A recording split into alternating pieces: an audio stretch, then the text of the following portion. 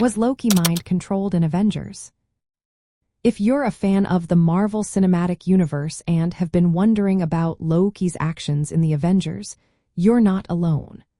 Let's break down the clues and see if we can figure out what was really going on with Loki during that epic battle. In the Avengers, Loki is portrayed as a full-fledged villain, determined to take over Earth. However, his behavior and appearance suggest there might be more to the story. One key point is the scepter he uses, which contains the Mind Stone. This stone has the power to control minds, and Loki uses it to manipulate others, like Hawkeye and Erik Selvig. But here's the interesting part. It seems Loki might have been under some form of control himself. The Marvel website's character bio for Loki mentions that the scepter was also influencing him, fueling his hatred over his brother Thor and the inhabitants of Earth.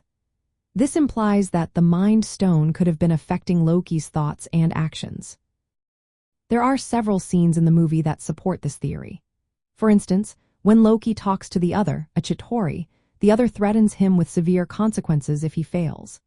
This doesn't sound like something you'd say to someone who is entirely in control of their actions.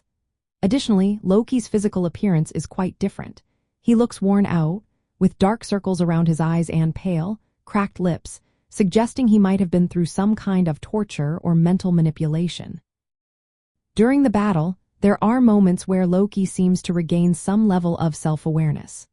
For example, when Thor tries to reason with him, Loki appears to see the destruction he's causing for the first time. However, he quickly snaps back into his villainous mode, which could indicate that he was briefly in control before being pulled back under the influence. Another clue is how Loki behaves after being physically subdued by the Hulk. When he wakes up, he seems more subdued and calm, which is more characteristic of his personality in other movies. This change could suggest that the physical trauma broke the Mind Stone's control over him, at least temporarily.